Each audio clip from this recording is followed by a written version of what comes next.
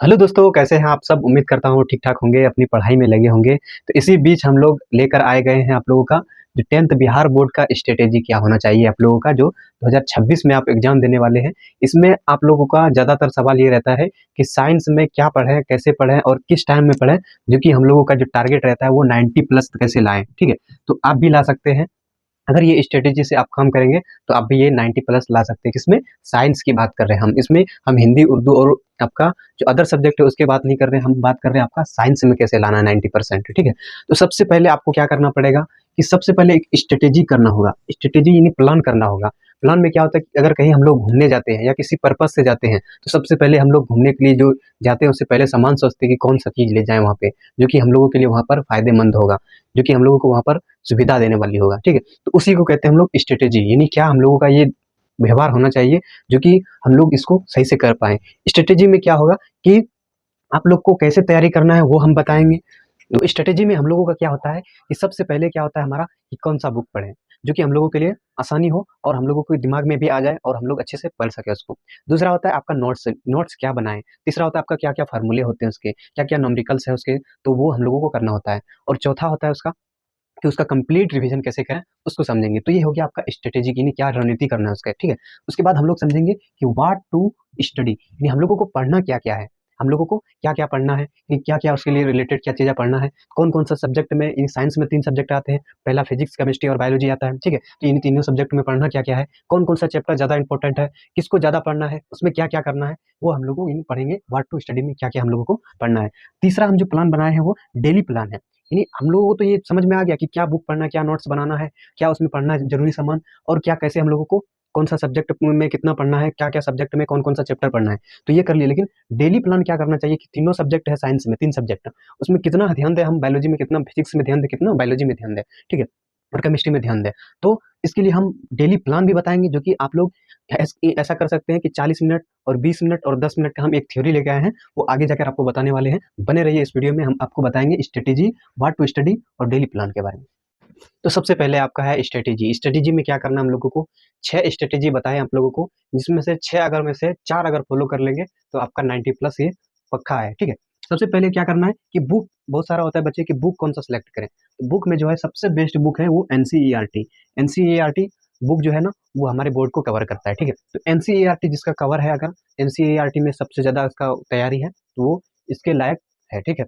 अब आगे चलते हैं हम लोग। एनसीईआरटी बुक में क्या क्या पढ़ना है। देखो सबसे पहले हम जो किए थे अपनी ज़िंदगी में वो बताते हैं कि हम भी 10th पास किए थे। सबसे पहले क्या करना है कि पकड़ना है आपको एक बायोलॉजी का चैप्टर। तो बायोलॉजी का चैप्टर जब पकड़े तो आज ये सोचना है कि एक बायोलॉजी का चैप्टर है जो पहला, उसको हम कंप्लीट करेंगे।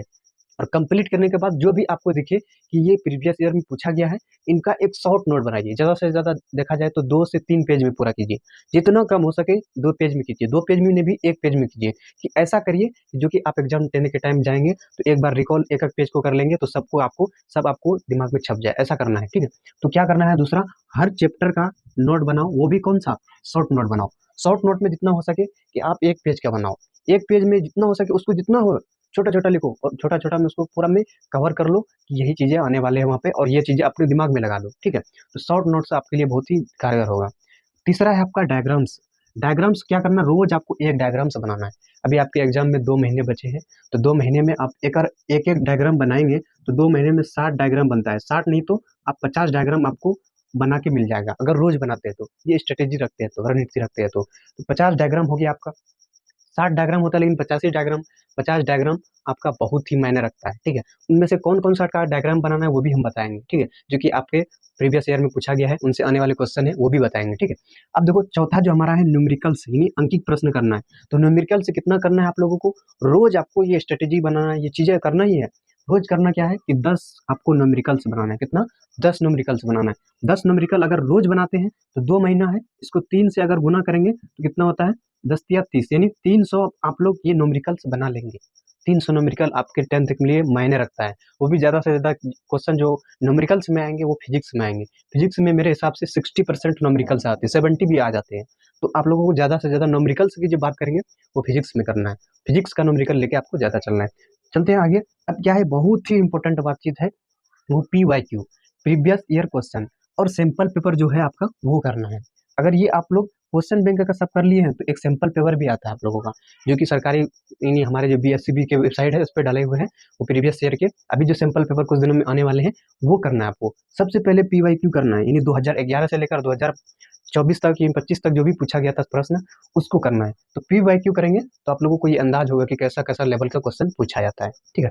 और सिंपल पेपर भी करना है, साथ में सिंपल पेपर भी करना है। सिंपल पेपर में क्या होता है, इनका जो नया अपडेट वर्जन होता है उसको लाता है इसमें, वो भी करना है आप लोगों को, ठीक है। इसको तो हटा दीजिए, अभी नहीं करना है, ये जब 1 महीना बचेगा तभी इसको आप लोगों को करना है, ठीक है, मेरे हिसाब से। अब छठा बजाता है आपका रिवीजन। अब रिवीजन कितना करें, रिवीजन के लिए हम लोगों को ज़्यादा से ज़्यादा टाइम नहीं मिलता, क्योंकि 2 ही महीना टाइम है। अब हम लोगों को हिंदी भी पढ़ना होता है, उर्दू भी पढ़ना होता है, साइंस भी, सोशल साइंस से मैथ्स भी बनाना होता है। तो साइंस में रिवीजन के लिए हम बता दें आप लोगों को, रिवीजन आपको रोज करना है कितना मिनट, अब ये 40 मिनट करना है। हम 20 मिनट तो लिखे थे, लेकिन ये आपको 40 मिनट करना है। रिवीजन कितना करना है, 40 मिनट लगभग। अगर हो न सके तो आप लोग 20 मिनट भी करना, इसमें अगर लेस करते, आपके पास अगर टाइम नहीं है, दूसरा सब्जेक्ट अगर कमजोर है तो उसमें आप टाइम दीजिए। जो भी सब्जेक्ट कमजोर है उसमें ज़्यादा टाइम देंगे तो आपका रिजल्ट खुद ब खुद ये 90+ जाने वाला है, ठीक है। तो आप लोग क्या करना, रिविजन रोज करना। कितना, एक सब्जेक्ट में तो हम बता रहे, एक सब्जेक्ट में तो आपको 20 मिनट तो रिवीजन करना ही करना है, जिसमें से आपको एक डायग्राम बनाना है और 10 न्यूमेरिकल करना है, और एनसीईआरटी का जो शॉर्ट नोट बनाना है वो करना है। तो टोटल आपको 40 मिनट देना है, कितना, 40 मिनट। आप चाह सकते हैं तो 60 मिनट कीजिए, हम कहते हैं कि 1 ही घंटा कर लीजिए इसको। 1 घंटा को, यानी एक सब्जेक्ट को 1 घंटा दो, यानी बायोलॉजी अगर कर रहे हैं तो बायोलॉजी को 1 घंटा दो, केमिस्ट्री कर रहे हैं तो उसको 1 घंटा दो, फिजिक्स कर रहे हैं तो उसको 1 घंटा दो। हम आगे आपको बताएंगे कि फिजिक्स में कैसे करेंगे, केमिस्ट्री में और बायोलॉजी में कैसे करेंगे, ठीक है। तो बने रहिए हमारे साथ, चलते आगे। अब आ जाते हैं व्हाट टू स्टडी, यानी हम लोगों को पढ़ना क्या है।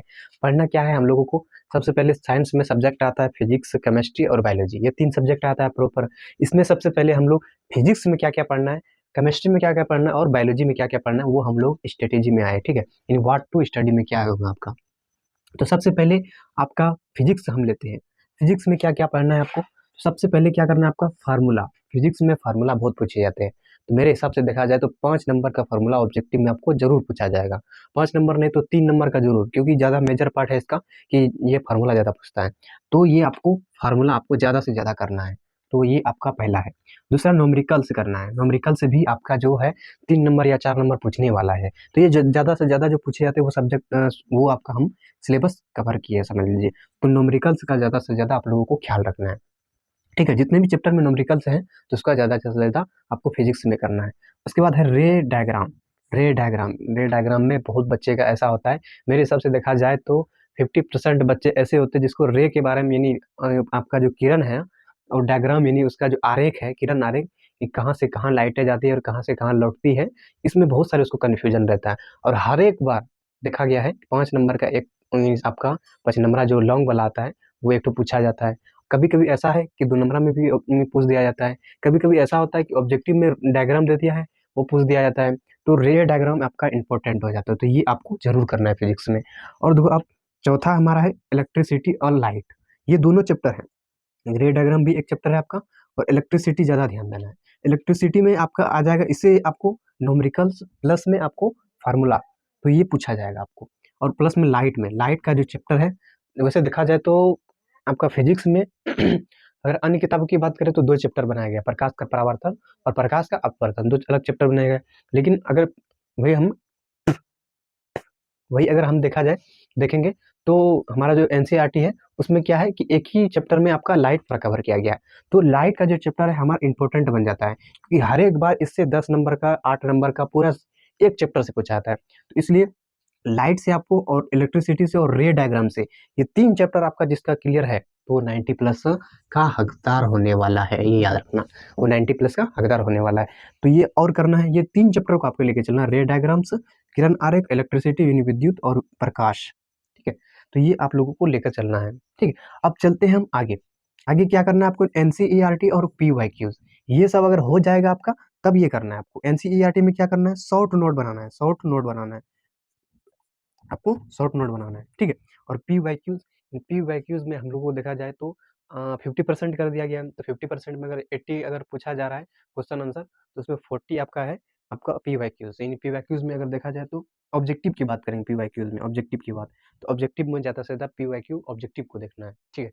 तो इससे आप लोगों को बहुत सारा अंदाजा हो जाएगा। और एनसीईआरटी का हम कह रहे हैं कि वो आपका नोट्स बनाना है, जितना शॉर्ट हो सके उतना नोट्स बनाना है शॉर्ट में। अब चलो, ये था आपका फिजिक्स में। अब केमिस्ट्री की बात करेंगे। केमिस्ट्री में कैसे करें हम लोग, व्हाट टू स्टडी, यानी कैसे पढ़ें इसको। तो देखो, केमिस्ट्री में जो मेजर पार्ट है आपका वो इक्वेशन है। इक्वेशन में क्या होता है, कई बच्चे को ऐसा होता है इक्वेशन में बहुत सारी दिक्कतें हो बैलेंस करने में, और सारी कैसे कैसे रिएक्शंस होते हैं ऐसे करने में।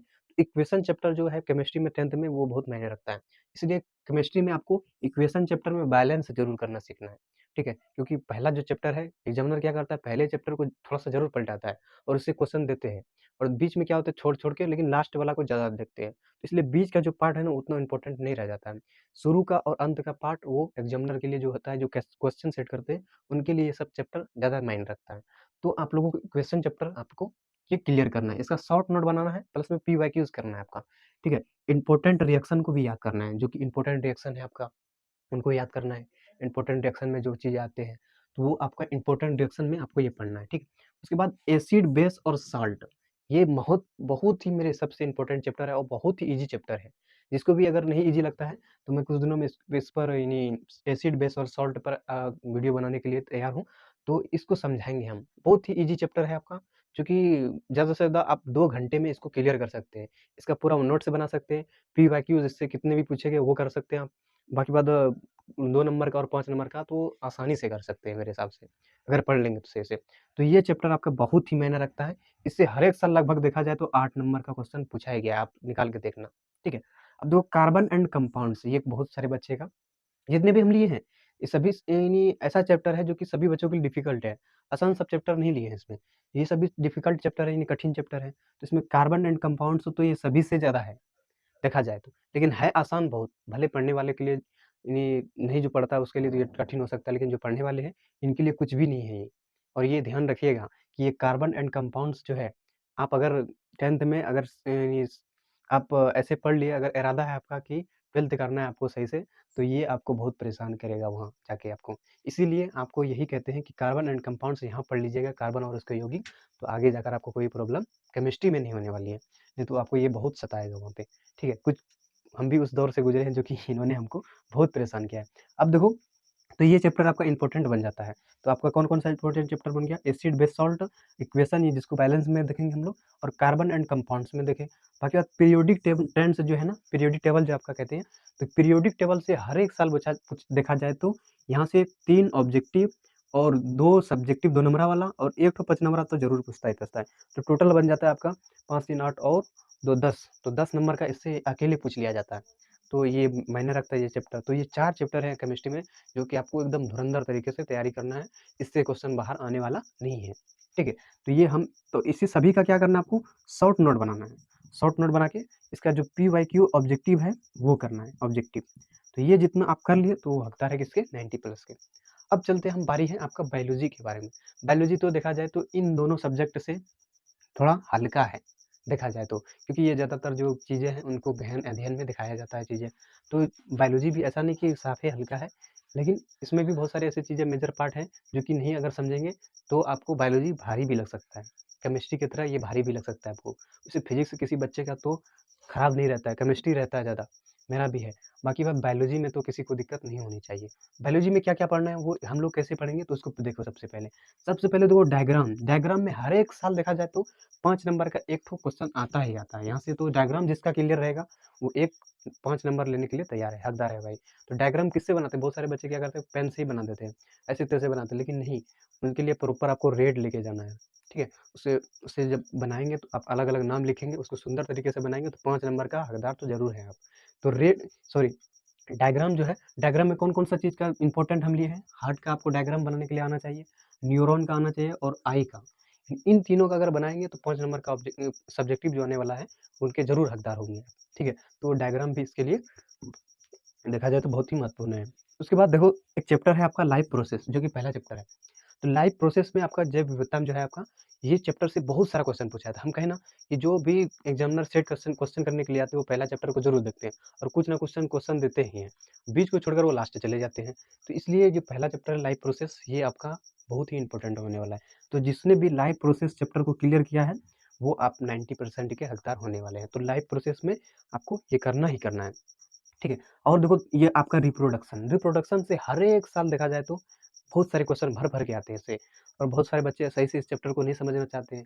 हम कई बार उस बच्चे को पढ़ाते हैं तो वो रिप्रोडक्शन चैप्टर में कुछ ऐसा होता है कि कुछ पार्ट अगर जेंट्स का रहता है, यानी मेल का, तो वो ज़्यादा इंटरेस्ट से सुनते हैं।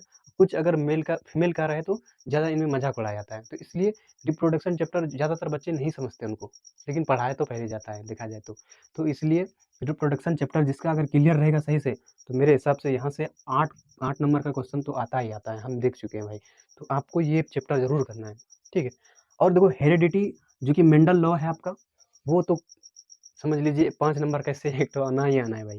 तो हेरिडिटी से हर एक साल लगभग 3 नंबर का आपका ऑब्जेक्टिव, और प्लस में मेंडल लॉ आपका एक आपका लॉन्ग वाला आने वाला है, और एक ठो होगा तो आपका वो थोड़ा जो शॉर्ट क्वेश्चन आता है वो भी पूछ सकता है। तो जहाँ तक हो सकेगा कि यहाँ से वो 10 नंबर का फंसाएगा फंसाएगा लगभग में।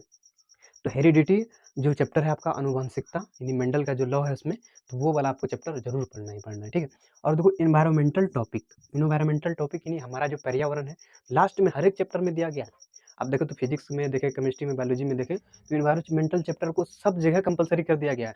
लेकिन इससे इतने इजी क्वेश्चन आते हैं, कहने की बात ही नहीं। और ये अच्छा क्वेश्चन आता है तो इससे 5 नंबर का क्वेश्चन आता ही आता है। तो फर्स्ट चैप्टर और लास्ट चैप्टर हर एक सब्जेक्ट में इंपॉर्टेंट रहता है, तो आप लोगों को ये करना ही करना है। अब चले कि इनको पढ़ना कब कब है। हम लोगों को ज़्यादा टाइम नहीं रहता है, तो इनको पढ़ना कब कब है, इसका हम टाइम टेबल बना के देते हैं आपको, तब आपके लिए बहुत आसानी हो जाएगी। तो दोस्तों अब टाइम टेबल की बात कर लेते हैं। टाइम टेबल में क्या करना है हम लोगों को, वो समझ लेते हैं, ठीक है। तो टाइम टेबल जो आपका तीसरा पार्ट है आपका, तो तीसरे पार्ट में हम लोग समझेंगे कि इसमें टाइम टेबल क्या होना चाहिए, जो कि हम लोग पढ़ने में सक्षम हो जाए भाई। तो हम लोगों को जो साइंस है ना, उसमें 3 किताब है, तो 3 किताब के लिए आपको 1 घंटा 1 घंटा 1 घंटा 3 घंटे देना ही देना है आपको, जो कि क्योंकि आपका 2 महीना बचा है, इसलिए 1 घंटा अगर नहीं देंगे तो आपका ये जो वक्त है ये गुजर जाएगा, और आपको ये पता भी नहीं चलेगा कि आपका ये परसेंटेज जो आएगा आपका, वो निकल के वो डाउन हो जाएगा, ठीक है। तो इसलिए आपको अगर अच्छा मार्क्स लाना है, 90 प्लस करना है, तो इसमें मेरे तरह एक स्ट्रेटेजी अपनाना जो कि आपके लिए बहुत ही कारगर साबित होगा। सबसे पहले हम फिजिक्स कर लिए हैं बात करें, तो फिजिक्स में क्या करना है, 1 घंटे टाइम देना रोज, कभी भी टाइम दे सकते हैं आप, 1 घंटा टाइम देना है। लेकिन ये बात रखना याद कि साइंस का जब टाइम आएगा ना, तो साइंस में सभी सब्जेक्ट को करना है, तो 3 घंटा आपका बुक चलना चाहिए कि सबसे। तो सबसे पहले 1 घंटा क्या करना है, 1 घंटे के अंदर में क्या-क्या करना है देख लो, रोज करना है, ऐसा नहीं कि एक दिन कर लिए छोड़ दिए, ये रोज करना है ये आप लोगों को। पहला क्या करेंगे, शॉर्ट नोट बनाएँगे। शॉर्ट नोट में ऐसा नहीं कि निकाले और शॉर्ट नोट बनाना स्टार्ट कर दिए, नहीं, क्या करना है, सबसे पहले आपको किताब निकालना है, उसमें पढ़ना है, जो चीज़ें आपको ज़रूरी दिखे उसको हेडलाइन करना है, और क्या करना है, पूरा जब पढ़ लेंगे तो उसको 5 मिनट या 6 मिनट के अंदर एक शॉर्ट नोट बनाना है, क्योंकि वो शॉर्ट नोट आपके लिए बहुत ही कारगर होगा एग्जाम के टाइम में। तो शॉर्ट नोट के लिए हम टाइम लिए हैं आपका 40 मिनट। तो 40 मिनट के अंदर में आपको 20 मिनट पढ़ना है या 30 मिनट पढ़ना है, और 10 मिनट आपके लिए हम शॉर्ट नोट बनाने के लिए दिए, क्योंकि 10 मिनट आपके लिए बहुत ही कारगर होगा, ठीक है। और देखो हम अब क्या किए कि ये जब कर लेंगे उसके बाद क्या करेंगे, आप वैसे बैठना नहीं है, क्योंकि 40 मिनट हो गया है, अब 20 मिनट आपकी बारी है। जब ये कर लेंगे ना, तो आपका एक किताब आता है, आप लोग नहीं लिए होंगे, आपका जो किताब नहीं, एक बिहार बोर्ड ने जारी किया है, चैप्टर वाइज करके आया है क्वेश्चन बैंक का। तो चैप्टर वाइज क्वेश्चन बैंक में हर एक चैप्टर का है, तो पहला चैप्टर का अगर आप मान के चलो रिवाइज कर लिए हैं, उसका शॉर्ट नोट बना लिए हैं, तो आपको अब क्या करना है, पीवाईक्यू करना है। पीवाईक्यू में क्या है कि आपका प्रीवियस ईयर क्वेश्चन है ना, उसको देखना है कि कैसा ये क्वेश्चन पूछ रहा है, क्योंकि ये तैयार है, आप एकदम बना के इनका शॉर्ट नोट्स बना लिया, पढ़ भी लिए हैं। तो अब ये बारी आ जाती है पीवाईक्यू की। पीवाईक्यू करेंगे यानी रिवाइज करेंगे जिसको कहेंगे, तो रिवाइज के लिए आपको हम 20 मिनट टाइम देंगे। तो 20 मिनट जब टाइम लेंगे रिवाइज के लिए ना, तो ये वाला आपका इसमें काम आ जाएगा। तो ये जब काम आएगा तो आपके लिए बहुत ही कारगर साबित होगा। अब क्या करना है, तो ये आपका 1 घंटा टोटल हो गया है। अब क्या करना है, थोड़ा-सा लंच लेना है आपको, लंच का ब्रेक लेना है, और कम से कम 10 मिनट आप जाके इधर-उधर टहल सकते हैं, खा पी सकते हैं, थोड़ा-सा पानी पी सकते हैं। फिर आपको उसी एनर्जी के साथ बैठना है, और केमिस्ट्री में आपकी बार फाड़ना है आपको। तो केमिस्ट्री में क्या करना है, केमिस्ट्री में भी 1 घंटा टाइम देना है बैठ के आपको। 1 घंटे के अंदर क्या करना है, वही आपको क्या करना है, शॉर्ट नोट बनाना है। शॉर्ट नोट ऐसा नहीं बनाना है, उसको पढ़ना है सही से उसको देखना है, उसको सही से हेडलाइन करना है। तो आपको 30 मिनट हम शॉर्ट नोट बनाने के लिए दिए, और 10 मिनट जो बचेगा आपका, वो लिखने के लिए दिए। ये वो भी आप 1 पेज में लिखना, जितना छोटा हो सके उतना लिखना छोटा। तो आप क्या करना, 40 मिनट के अंदर आप पढ़ भी लेना और 10 मिनट के इन 30 मिनट में उसमें जो बचेगा 30 मिनट में पढ़ना है आपको, सही-सही इंपॉर्टेंट चीज़ें देखना है, उसको हेडलाइन करना है आपको और उसको 10 मिनट के अंदर में शॉर्ट नोट बनाना है। शॉर्ट नोट एग्ज़ाम के लिए बहुत ही आवश्यक है, ठीक है?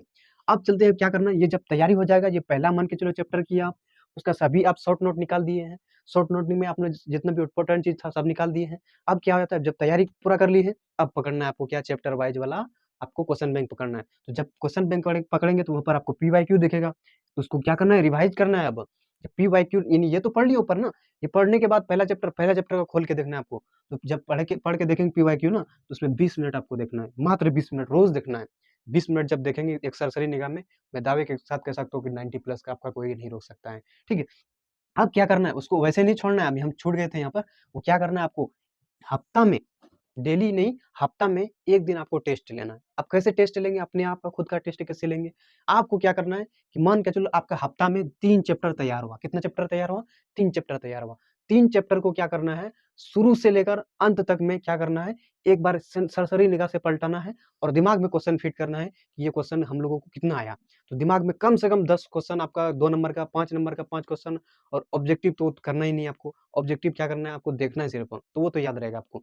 हम ये बता रहे हैं आपको वीक में जो करना है आपको, ये 2 नंबर का और 5 नंबर का तैयारी करना है। तो उसमें आप अपने से फिट कर सकते हो क्वेश्चन, ठीक है? या तो आप एक एक बहुत अच्छा तरीका है, आपका कोई अगर दोस्त है, हमसाथी है, तो उसको क्या कहना कि 3 चैप्टर का आप क्वेश्चन आंसर बना दो, मैं भी आपका 3 चैप्टर का क्वेश्चन आंसर बना दूँ, चाहे जहीं से बनाए वो। तो जहाँ से भी बनाए तो कोई बात नहीं, वो 3 चैप्टर आप भी पढ़े होंगे, 3 चैप्टर वो भी पढ़ा होगा। तो इससे क्या होगा कोलैब होगा। जब कोलैब होगा ना तो आपस में तैयारी भी बहुत अच्छी होगी। तो ये क्या करना है कि 3 चैप्टर का जब वो बना लेगा आपस में बदला-बदली कर लेना। वो आपको दे देगा, आप उसको दे देना। इसमें अपना बना के दोनों को दिखाना। तो उसमें क्या होती है बहुत सारी ऐसी चीज़ें होती हैं जहाँ पर हम लोग गलत करते हैं, वो बताते हैं। हम अगर मान के चलो वो गलत करते हैं तो हम उसको बताते हैं। तो इससे क्या होती है आपस में रिवीजन की क्षमता बढ़ती है। तो ये भी कर सकते हैं आप लोग। लेकिन हफ्ते में 1 दिन ज़रूर करना मेरे हिसाब से। तो ये कर सकते हैं आप लोग। अब देखो हम बारी आ जाती है हमारा यहाँ भी करना है वैसे आपको केमिस्ट्री में भी डे 1 डे इन वीक यानी 1 हफ्ते में आपको ज़रूर रिवीजन करना है। क्योंकि हम लोग जितना भी याद करते हैं ना, वो ज़्यादा से ज़्यादा 20 दिन या 21 दिन रहता है हमारे दिमाग में। फिर वो धीरे-धीरे करके हमारे दिमाग से जाने लगता है। बहुत सारे ऐसे लोग होते हैं जिनका अगर देखेंगे 5-6 दिन के बाद पूछेंगे उसको कुछ भी ख्याल नहीं रहता है। तो हम लोग को कितना दिन ज़्यादा से ज़्यादा 21 दिन या 22 दिन या 20 दिन या 1 महीने याद रख सकता है। लेकिन वही आप अगर 1 हफ्ते में उसको याद कर लेंगे फिर, तो ज़ुबान पे हमेशा रहेगा। और जब ये हमेशा रहेगा क्योंकि टाइम नहीं है आपके पास, तो जब रहेगा आपके पास हमेशा, तो वहाँ पर आपको दिक्कत नहीं होने वाली है, ठीक है? और देखो अब बायोलॉजी में क्या करना है हम लोगों को, बायोलॉजी में भी वही करना है। सबसे पहले आप क्या करना है केमिस्ट्री का कर लिया ना, अच्छे से एकदम बैठ जाना है आपको, थोड़ा-सा नाश्ता-पानी भी कर लेना 10 मिनट 20 मिनट का, कोई बात नहीं। फिर से बैठना है 1 घंटा, तो 1 घंटे जब बैठेंगे तो उसमें क्या करना है शॉर्ट नोट को तैयार करना है फिर से। जो आपको चैप्टर पढ़ेंगे उसमें आपको जो भी अच्छा इंपॉर्टेंट चीज़ दिखे, उसको हेडलाइन लगाना लगाना है मार्कर से और क्या करना है आपको शॉर्ट नोट उसका निकालना है। 30 मिनट तो आप पढ़ने में दे दिए और 10 मिनट जो है आपका वो शॉर्ट नोट में आना चाहिए, ठीक है? सेम उसी तरह से और फिर उसके बाद क्या करना है पी-वाई-क्यू करना है उसी का, चैप्टर वाइज़ जो आपका ये निकल के आया है। तो चैप्टर वाइज़ वाला पे आपको 20 मिनट तक अपना रिवीजन करना है पी-वाई-क्यू का, उसी चैप्टर का। तो आप बहुत ज़्यादा कंप्लीट मॉडिफाई हो जाएँगे, ठीक है? अब देखो test in 1 day in week एक एक दिन में आपको 1 दिन ऐसा रखना है अपने सप्ताह में जिसमें आप क्या करोगे टेस्ट करना है। चाहे वो दोस्तों के थ्रू कर ले या अपने आप करना है आपको, ठीक है? तो उम्मीद करता हूँ आप लोगों को ये जो टाइम टेबल है, जो हमने बताया जितनी भी चीज़ें अपने एक्सपीरियंस के तौर पर आप लोगों को अच्छी लगी होगी। तो इसी तरह से वीडियो के लिए हमारे चैनल को सब्सक्राइब करें और दूसरा तक ज़रूर शेयर करें और आप लोग कमेंट में बताना कि दूसरा टॉपिक किस पर लेकर आऊँ।